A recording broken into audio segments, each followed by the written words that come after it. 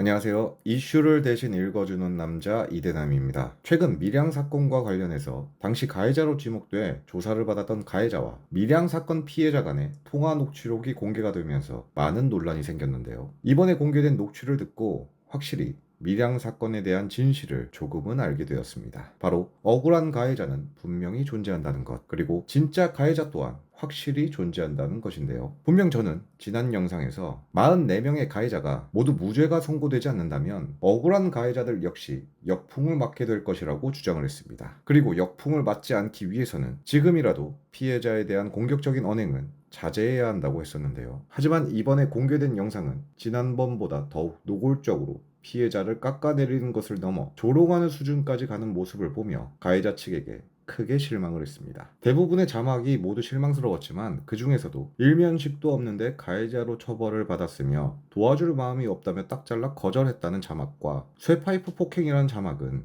정말 최악의 자막이라고 생각하는데요. 통화 상대인 가해자는 피해자가 성폭행을 당했다는 사실을 어느 정도 인정을 했습니다. 그렇다면 진짜 가해자는 있다는 말이고 44명 모두 무죄가 나오는 것은 불가능한데요. 집단 성폭행을 당한 피해자가 도대체 누굴 도와줄 수 있다는 것입니까? 오히려 도움을 받아도 모자란 사람에게 도움을 안 줬다고 저렇게 조롱이 섞인 자막을 함부로 적어도 되는 것일까요? 아무리 봐도 저 자막은 실수를 하는 것이고 오히려 피해자에게 사과를 해야 하지 않을까 싶습니다.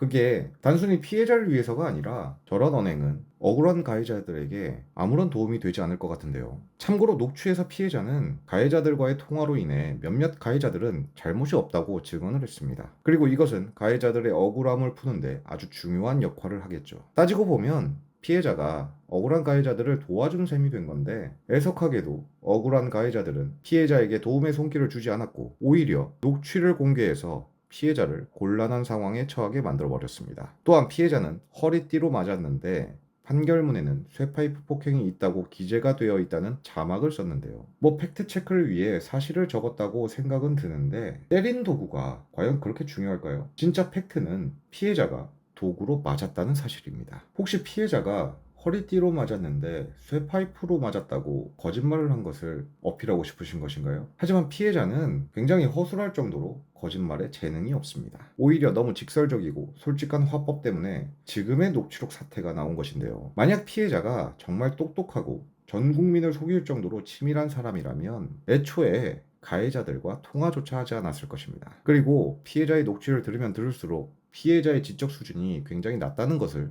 저는 느꼈는데요. 지적장애가 있는 피해자는 유튜버들에게 이용당하는 줄도 모르고 자신을 도와줬던 유튜버들을 굳게 믿었으며 결국 배신을 당했습니다. 그 결과 가해자들에게 많은 빌미를 제공하고 현재 많은 공격을 당하고 있는 상황인데요. 이쯤 되니까 억울한 가해자들에게 궁금한 것이 생겼습니다. 현재 밀팽님은 피해자에 대한 후원금에 대한 불만과 유튜버들에게 사적 제재를 요구한 것, 그리고 피해자가 거짓말을 했다는 녹취로 피해자를 몰아세우고 있습니다. 만약 억울한 가해자분들이 원하는 것이 이런 것들을 계속 문제 삼아 최종적으로 피해자를 몰락시키는 것이 목적이라면 저는 더 이상 중립을 지키지 않겠습니다. 철저하게 피해자 편에 서서 진짜 가해자들을 비판할 것이고 본인들의 억울함만을 주장하며 실제 피해자였던 피해자를 무너뜨리려고 하는 행위에 대해 비판을 할 것입니다. 그렇게 된다면 법적으로는 재심을 통해 무죄를 입증할 수 있을지 모르겠지만 국민들은 20년간 피해자를 지속적으로 괴롭힌 가해자에 대해 비판을 할 것이고 또다시 밀양 사건은 공론화가 되면서 제2의 제3의 사적 제재가 시작될 것입니다. 정말 이 길고 긴 싸움을 끝내고 싶으십니까? 그렇다면 더 이상 피해자를 언급하는 것을 멈추고 재심에 온전히 집중해서 억울함을 확실히 푸시길 바라겠습니다. 이후에 어떠한 녹취가 나온다 할지라도 진짜 가해자가 존재하고 피해 사실이 확인된 이상 여론은 피해자가 가해자들에게 복수를 하는 것도 응원할 것이고 후원금으로 빚을 갚는 것도 이해할 뿐더러 피해자가 한 거짓말보다 뻔뻔하게 억울함을 주장하는 가해자들에게 더욱 비난을 할 것입니다. 그러니